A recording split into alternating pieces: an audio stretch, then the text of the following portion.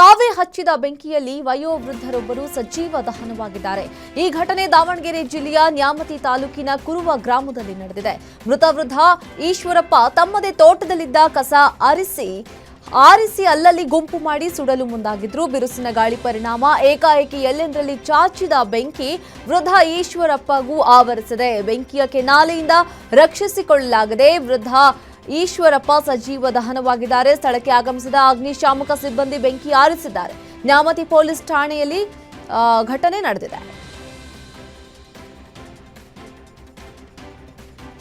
ನವವಿವಾಹಿತ ಆತ್ಮಹತ್ಯೆಗೆ ಯತ್ನಿಸಿರುವ ಘಟನೆ ಬೆಂಗಳೂರಿನ ರಾಮಮೂರ್ತಿ ನಗರ ಠಾಣಾ ವ್ಯಾಪ್ತಿಯಲ್ಲಿ ನಡೆದಿದೆ. ಕಳೆದ ಅಕ್ಟೋಬರ್ 29ರಂದು ಗಾನವಿ ಎಂಬ ಯುವತಿ ಸೂರತ್ ಎಂಬಾತನನ್ನ ವಿವಾಹವಾಗಿದ್ಲು. ಗಾನವಿ ಕುಟುಂಬದವರು ಸುಮಾರು 40 ಲಕ್ಷ ಖರ್ಚು ಮಾಡಿ ಪ್ಯಾಲೇಸ್ ಗ್ರೌಂಡ್ನಲ್ಲಿ ಅದ್ಧೂರಿಯಾಗಿ ರಿಸೆಪ್ಷನ್ ಮಾಡಿಕೊಟ್ಟಿದ್ರು. ಕಳೆದ ಕೆಲ ದಿನಗಳ ಹಿಂದೆ ಹನಿಮೂನ್ಗೆ ಅಂತ ಶ್ರೀಲಂಕಾಗೆ ಹೋಗಿದ್ದ ದಂಪತಿಗೆ ಅದೇನಾಯ್ತು ಗೊತ್ತಿಲ್ಲ, 10 ದಿನ ಅಂತ ಹನಿಮೂನ್ಗೆ ಹೋಗಿದ್ದವರು 5 ದಿನಕ್ಕೆ ವಾಪಸ್ ಆಗಿದ್ರು. ನೆನೆ ಇದಕ್ಕಿದ್ದಂತೆ ಗಾನವಿ ಆತ್ಮಹತ್ಯೆಗೆ ಯತ್ನಿಸಿದ್ದು ಬೆಂಗಳೂರಿನ ಖಾಸಗಿ ಆಸ್ಪತ್ರೆಯಲ್ಲಿ ಸಾವು ಬದುಕಿನ ಮಧ್ಯೆ ಹೋರಾಡ್ತಾ ಇದ್ದಾರೆ. ಘಟನಾ ಸಂಬಂಧ ರಾಮಮೂರ್ತಿ ನಗರ ಪೊಲೀಸ್ ಠಾಣೆಯಲ್ಲಿ ಪ್ರಕರಣ ದಾಖಲಾಗಿದೆ. ಗಡಿ ಜಿಲ್ಲೆ ಬೆಳಗಾವಿಯಲ್ಲಿ ಚಡ್ಡಿ ಗ್ಯಾಂಗ್ ಹಾವಳಿ ಮುಂದುವರೆದಿದೆ. ಜಿಲ್ಲೆಯ ಸವದತ್ತಿ ಪಟ್ಟಣದ ಕಾಳಿಕಾ ಜ್ಯುವೆಲ್ಲರ್ಸ್ ಶಾಪ್ನಲ್ಲಿ ಚಡ್ಡಿ ಗ್ಯಾಂಗ್ ಚಿನ್ನಾಭರಣ ಮಳಿಗೆ ಕಳ್ಳತನ ಮಾಡಿದ್ದಾರೆ. ಸುರೇಶ್ ಬಡಿಗೇರ ಎಂಬುವರಿಗೆ ಸೇರಿದ ಚಿನ್ನಾಭರಣ ಮಳಿಗೆಗೆ ನುಗ್ಗಿದ ಚಡ್ಡಿ ಗ್ಯಾಂಗ್ 12 ಲಕ್ಷ ಮೌಲ್ಯದ ಚಿನ್ನಾಭರಣ ಎಗರಿಸಿದ್ದಾರೆ. 8 ಜನ ಸದಸ್ಯರ ಚಡ್ಡಿ ಗ್ಯಾಂಗ್ ಸವದತ್ತಿ ಪಟ್ಟಣದ ರಾಮಪುರ ಸೈಟ್ ಬಳಿಯ ಕತ್ರಾಳ ಕಟ್ಟಡದಲ್ಲಿರುವ ಮಳಿಗೆಗೆ ನುಗ್ಗಿ ಚಿನ್ನಾಭರಣ ಎಗರಿಸಿರುವ ಕೃತ್ಯ ಸಿಸಿ ಕ್ಯಾಮೆರಾದಲ್ಲಿ ಸೆರೆಯಾಗಿದೆ. ಸವದತ್ತಿ ಪೊಲೀಸ್ ಠಾಣೆ ವ್ಯಾಪ್ತಿಯಲ್ಲಿ ಪ್ರಕರಣ ದಾಖಲಾಗಿದೆ.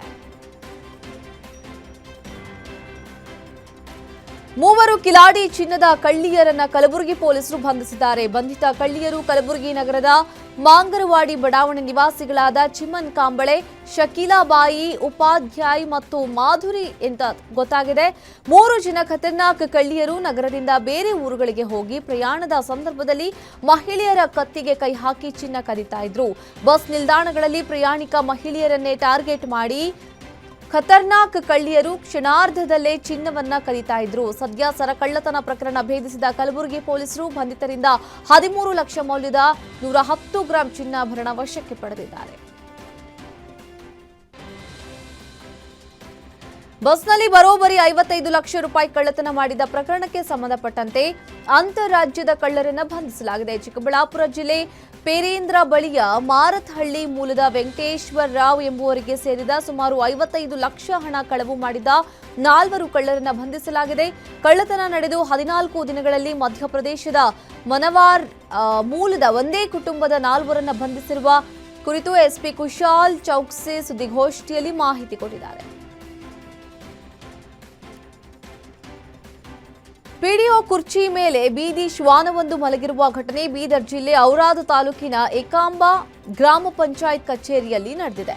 ಈ ಘಟನೆ ಬೆಳಕಿಗೆ ಬಂದ ಹಿನ್ನೆಲೆ ಗ್ರಾಮ ಪಂಚಾಯತ್ ಸಿಬ್ಬಂದಿ ನಿರ್ಲಕ್ಷ್ಯ ಎದ್ದು ಕಾಣ್ತಾ ಇದ್ದು ಸಿಬ್ಬಂದಿ ಹಾಜರಿ ಹಾಕಿ ಕೆಲಸಕ್ಕೆ ಚಕ್ಕರ್ ಹಾಕ್ತಾ ಇದ್ದಾರೆ ಅಂತ ಆರೋಪ ಕೇಳಿ ಬಂದಿದೆ. ಗ್ರಾಮ ಪಂಚಾಯತ್ನಲ್ಲಿ ಸಿಬ್ಬಂದಿಗಳು ಇರದೇ ಇರುವ ಕಾರಣ ನಾಯಿಗಳು ಅಧಿಕಾರ ನಡೆಸ್ತಾ ಇದೆ. ಯಾರೇ ಬಡ ಜನ ಬಂದರೂ ಅವರ ಕೆಲಸ ಕಾರ್ಯಗಳಿಗೆ ಸ್ಪಂದಿಸದೆ ನಿರ್ಲಕ್ಷ್ಯ ತೋರ್ತಾ ಇರುವ ಸಿಬ್ಬಂದಿ ಅಧಿಕಾರಿಗಳ ವಿರುದ್ಧ ಕ್ರಮ ಕೈಗೊಳ್ಳಿ ಅಂತ ಸ್ಥಳೀಯ ನಿವಾಸಿ ಲಕ್ಷ್ಮಣ್ ವಿಡಿಯೋ ಮಾಡಿ ಅಸಮಾಧಾನ ಹೊರಹಾಕಿದ್ದಾರೆ.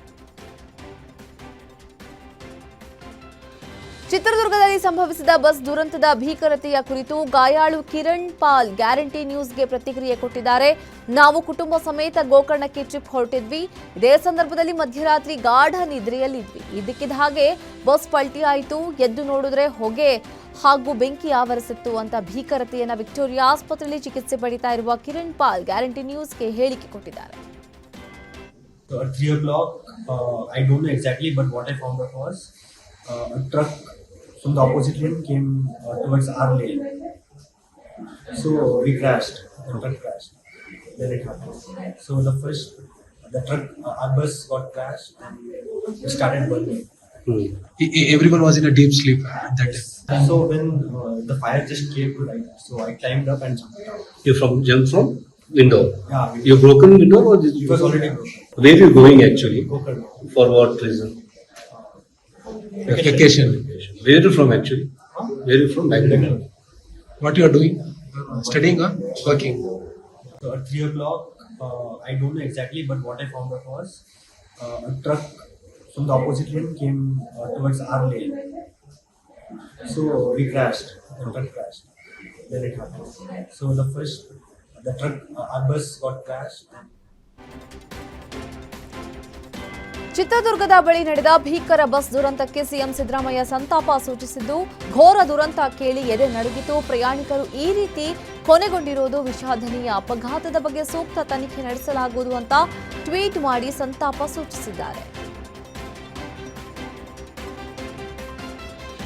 ಭೀಕರ ಬಸ್ ದುರಂತ ಪ್ರಕರಣ ಸಂಬಂಧ ಚಿತ್ರದುರ್ಗ ಎಸ್ಪಿ ರಂಜಿತ್ ಪ್ರತಿಕ್ರಿಯೆ ಕೊಟ್ಟಿದ್ದಾರೆ. ಸೀಬರ್ಡ್ ಬಸ್ನಲ್ಲಿ ಒಟ್ಟು 5 ಮೃತದೇಹಗಳು ಸಿಕ್ಕಿವೆ. ಲಾರಿಯಲ್ಲಿ ಒಬ್ಬರ ಮೃತದೇಹ ಪತ್ತೆಯಾಗಿದೆ.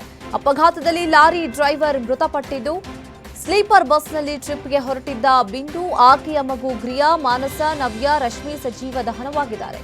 ಮೃತದೇಹಗಳನ್ನು ಕುಟುಂಬಸ್ಥರು ಗುರುತಿಸಿದ್ದಾರೆ ಅಂತ ಎಸ್ಪಿ ರಂಜಿತ್ ಹೇಳಿದರು. ಮೃತದೇಹಗಳು ನಮಗೆ ಬಸ್ಸಿನಿಂದ ರಿಕವರಿ ಆಗಿದೆ ಮತ್ತು ಒಂದು ಮೃತದೇಹ ಲಾರಿ ಡ್ರೈವರ್ದು. ಒಟ್ಟು 6 ಮೃತದೇಹಗಳನ್ನು ನಾವು ಕಲೆಕ್ಟ್ ಮಾಡಿದ್ವಿ.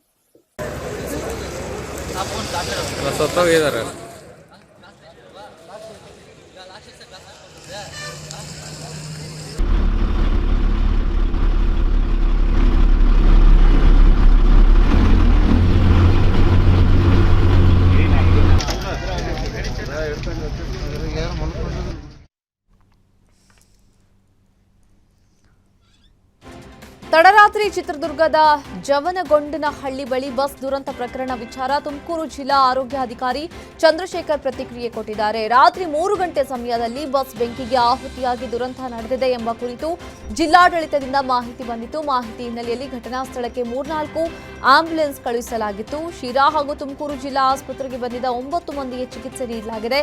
ಕೆಲವರಿಗೆ 25% ಸುಟ್ಟು ಗಾಯವಾಗಿತ್ತು. ಅವರಿಗೆ ಪ್ರಾಥಮಿಕ ಚಿಕಿತ್ಸೆ ಕೊಡಲಾಗಿದೆ. ಚಿಕಿತ್ಸೆ ಪಡೆದ ಎಲ್ಲರೂ ಪ್ರಾಣಾಪಾಯದಿಂದ ಪಾರಾಗಿದ್ದಾರೆ ಅಂತ ತುಮಕೂರು ಜಿಲ್ಲಾ ಆರೋಗ್ಯಾಧಿಕಾರಿ ಚಂದ್ರಶೇಖರ್ ಮಾಹಿತಿ ಕೊಟ್ಟಿದ್ದಾರೆ. ಆಸ್ಪತ್ರೆ ರಾತ್ರಿ ಇಲ್ಲಿ ಅಗ್ನಿ ಅವಘಡ ಹಿರಿಯೂರು ತಾಲೂಕಿನಲ್ಲಾಗಿರೋದ್ರಿಂದ ಜಿಲ್ಲಾಡಳಿತದಿಂದ ನನಗೆ ರಾತ್ರಿ 3-3:30 ಫೋನ್ ಬರುತ್ತೆ. ಸನ್ನದ್ಧವಾಗಿರಿ, ಎಲ್ಲರೂ ಈ ಥರ ಆಕ್ಸಿಡೆಂಟ್ ಆಗಿದೆ ಅಂತ.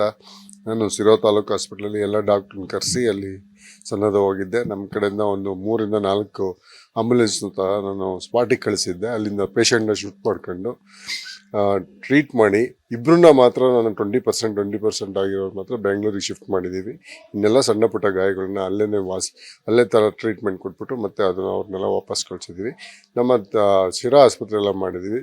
ತುಮಕೂರು ಜಿಲ್ಲಾ ಆಸ್ಪತ್ರೆಯಲ್ಲಿ ಒಂದೇ ಒಂದು ಪೇಷಂಟ್ ಅಟೆಂಡ್ ಇರೋದು, ಅದನ್ನು ಸಹ ನಾನು ಬೆಂಗಳೂರಿಗೇನೆ ಕಳಿಸ್ಕೊಟ್ಟಿದ್ದೀನಿ, ವಿಕ್ಟೋರಿಯಾ ಆಸ್ಪತ್ರೆಗೆ.